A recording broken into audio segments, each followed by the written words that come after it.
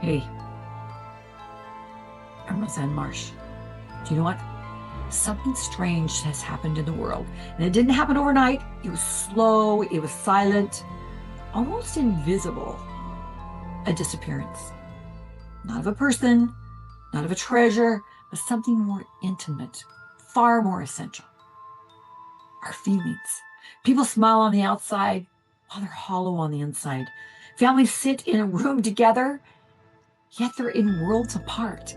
Teens and adults are scrolling for hours, and they still feel lonely. Something that once guided us, warned us, lifted us, connected us, is gone. It's disappearing. Our feelings. And this is not an accident. This is a case.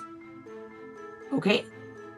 Detectives like us, we call it a crime. And today, we investigate the emotional crime scene. Something has been suppressing our emotional lives. We don't cry. We hold it together. We don't feel anger. Be polite. We don't feel fear. We stay strong. We don't admit sadness. We say, I'm fine. We have become emotionally fluent in avoidance. So we numb with our screens, our sugars, our busyness, our overachievement, our perfectionism, our self-sacrifice, our productivity, our blame, our pretending. We even spiritualize the numbness. It's fine. I don't want to be negative. I'm just going to stay grateful. But gratitude can only be a miracle in our lives when we feel something. Now, something sinister has happened to tell us to not feel the feels. But there's a consequence for that kind of numbness. Relationships become shallow, confidence weakens, identity blurs, purpose dims, joy becomes unreachable, and the nervous system burns out. The body knows. Now, the first clue is not in your mind, it's in your body. The body keeps the score. When we refuse to feel an emotion, the body stuffs it, the body stores it. You might have a tight throat, you might have a heavy chest, you might have this knot in your gut, you might have tension in your jaw, you might have like this head pressure or fatigue. The body is not betraying us. The body is speaking to us. But we have trained ourselves not to listen. We've been taught to override the messenger.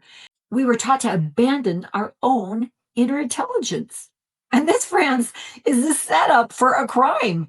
There is a force behind all of this, the disappearance of our feelings.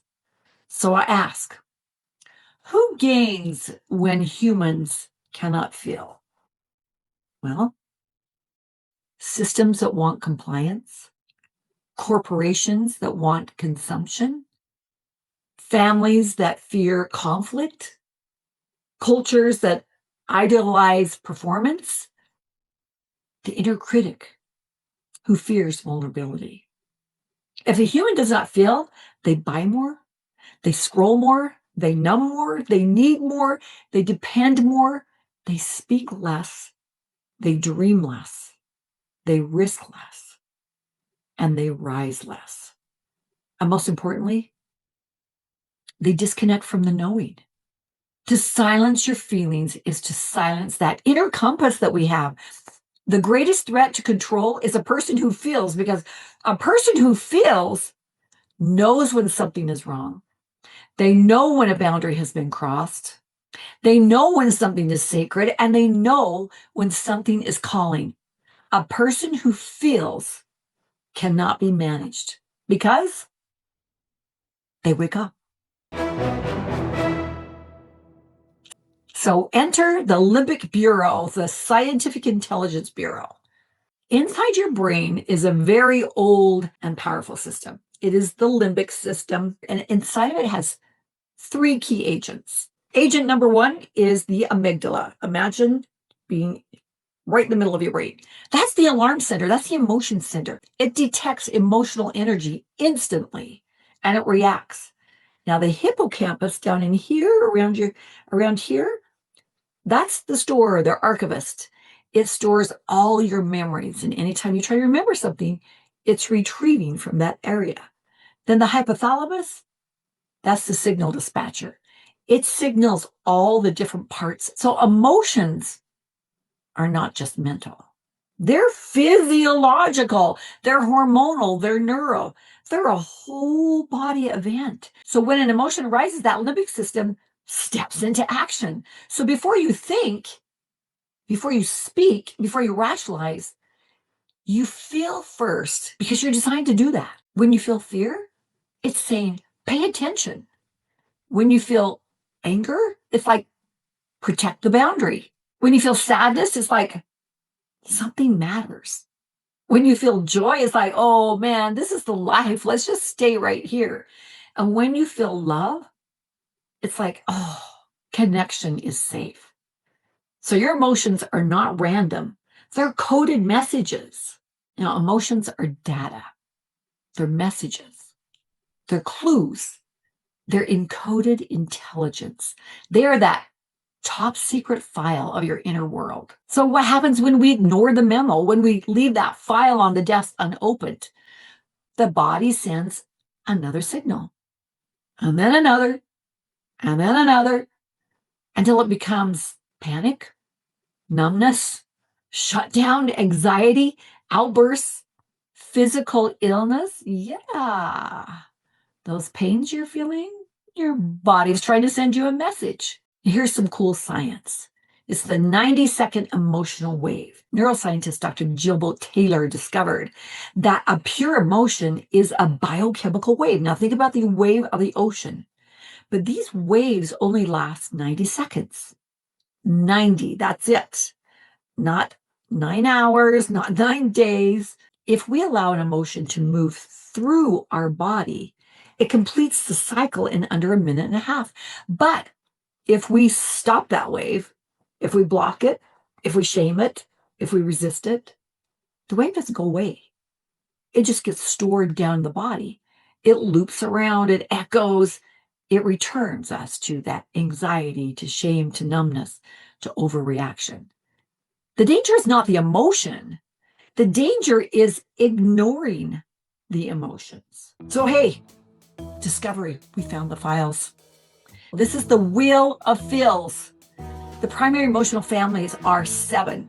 Happy, sad, disgusted, angry, fearful, bad, and surprised.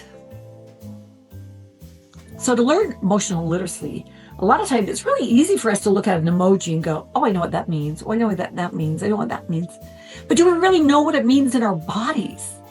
Can we identify what that emotion is? Is it important that we identify an emotion?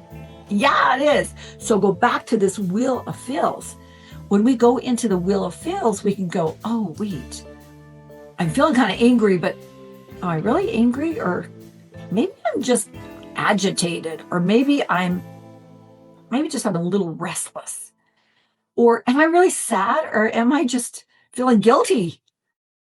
Those feel like very different things, but when they come from those primary emotions, when you are able to identify the feeling, one of the first clues to help you identify it is, where does that emotion live in your body?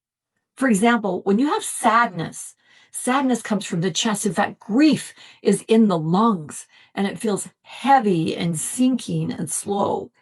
But fear, oh, that's a gut feeling. And that can feel like tight and fluttering and shaky. Anger, whoa, you can feel it in the jaws. You can feel it in the fists.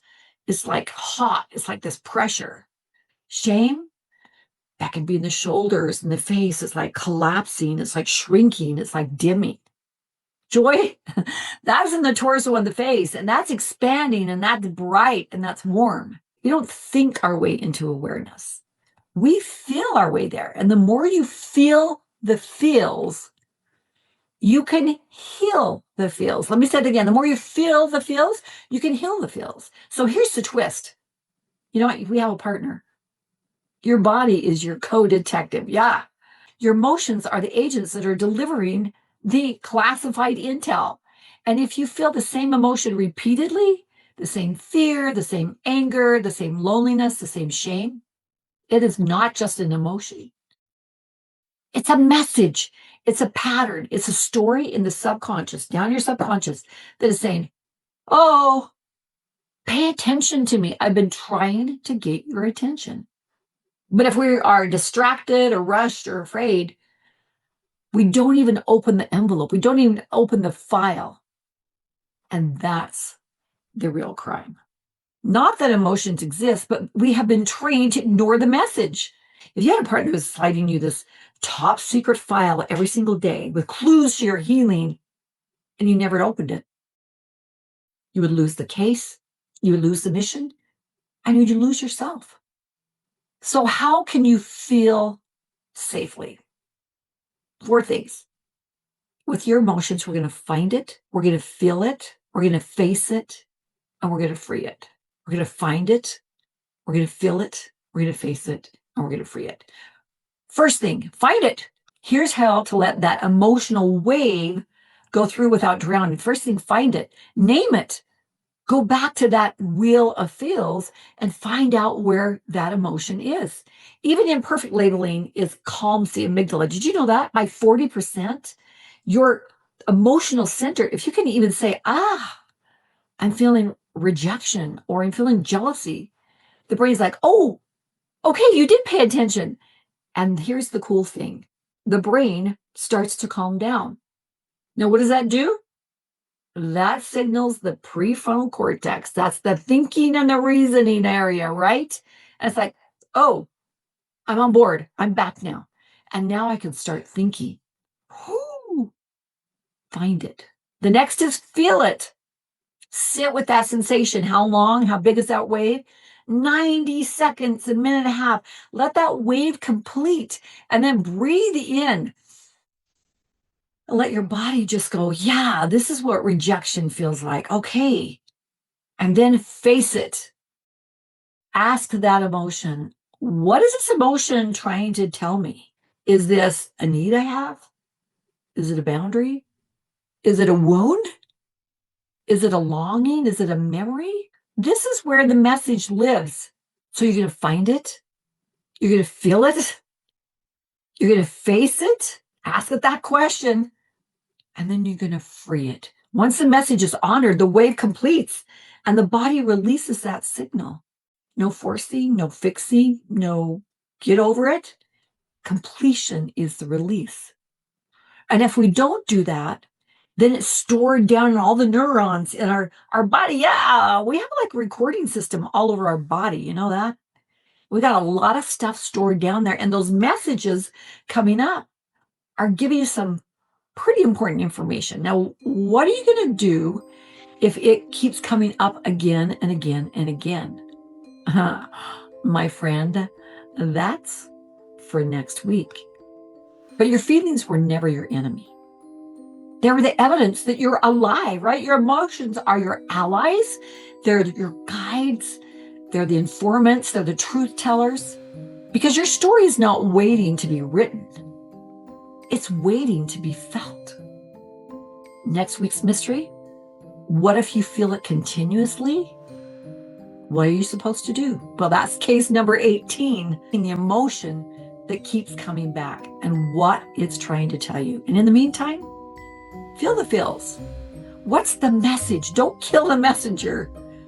Beware of anything that keeps you from feeling the feels. Your feelings are sliding you that top secret file. So now the real question, are you going to open the file? I'm Rozanne Marsh, and we'll see you next week. Tally ho. Download the wheel.